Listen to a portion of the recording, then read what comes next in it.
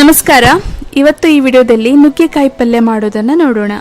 ನಮಗೆ ಬೇಕು ಸುಮಾರು 2 ಇಂಚ್ ಉದ್ದ ಕಟ್ ಮಾಡಿಕೊಂಡಿರುವ 5 ರಿಂದ 6 ನುಗ್ಗೆಕಾಯಿ, 1 ಬಟ್ಟಲು ತೆಂಗಿನ ತುರಿ, 4 ಒಣಮೆಣಸು, 1 ಟೀ ಸ್ಪೂನ್ ಸಾಸಿವೆ, ಸ್ವಲ್ಪ ಹುಣಸೆ ಹಣ್ಣು, ರುಚಿಗೆ ಉಪ್ಪು, 2 ಚಿಟಿಕೆ ಮೆಂತ್ಯ, ರುಚಿಗೆ ಬೆಲ್ಲ, 1 ಟೇಬಲ್ ಸ್ಪೂನ್ ಕೊತ್ತಂಬರಿ ಬೀಜ, ಅರ್ಧ ಟೀ ಸ್ಪೂನ್ ಇಂಗು, ಕರಿಬೇವು ಮತ್ತು 1/4 ಟೀ ಸ್ಪೂನ್ ಅರಿಶಿನ ಪುಡಿ.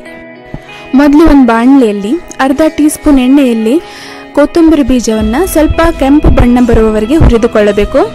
ಅದೇ ಬಾಣಲೆಯಲ್ಲಿ ಕೆಂಪು ಮೆಣಸು ಕೂಡ ಬಿಸಿಯಾಗುವವರೆಗೆ ಹುರಿದುಕೊಳ್ಳಬೇಕು. ಒಂದು ಮಿಕ್ಸಿ ಜಾರ್ನಲ್ಲಿ ತೆಂಗಿನ ತುರಿ, ಹುರ್ಕೊಂಡಿರುವ ಕೊತ್ತಂಬರಿ ಬೀಜ, ಕೆಂಪು ಮೆಣಸು,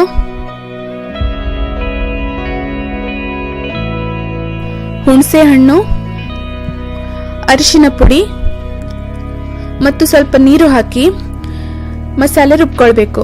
ಮಸಾಲೆ ತುಂಬಾ ನುಣ್ಣಗೆ ರುಬ್ಕೋಬಾರ್ದು, ಸ್ವಲ್ಪ ಒರಟಾಗಿ ಇರಲಿ. ಒಂದು ದೊಡ್ಡ ಬಾಣಲೆಯಲ್ಲಿ 1 ಟೇಬಲ್ ಸ್ಪೂನ್ ಎಣ್ಣೆ ಬಿಸಿ ಮಾಡ್ಕೊಳ್ಬೇಕು. ಅದರಲ್ಲಿ ಸಾಸಿವೆ, ಮೆಂತ್ಯ ಮತ್ತು ಕರಿಬೇವಿನ ಒಗ್ಗರಣೆ ಹಾಕೋಬೇಕು. ನುಗ್ಗೆಕಾಯಿನ ಹಾಕೋಬೇಕು.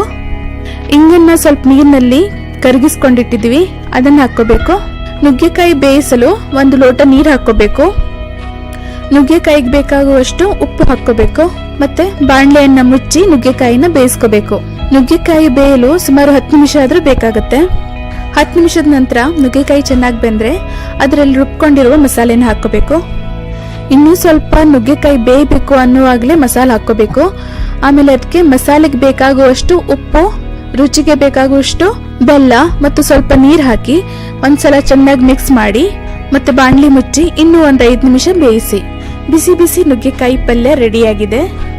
ನೀವು ಮನೆಯಲ್ಲಿ ಟ್ರೈ ಮಾಡಿ ಮತ್ತೆ ಹೇಗಿತ್ತು ಅಂತ ಕಮೆಂಟ್ ಮಾಡಿ ನಮಗೆ ತಿಳಿಸಿ. ವಿಡಿಯೋ ಲೈಕ್, ಶೇರ್ ಮಾಡಿ, ನಮ್ಮ ಚಾನೆಲ್ನ ಸಬ್ಸ್ಕ್ರೈಬ್ ಮಾಡಿ. ಧನ್ಯವಾದ.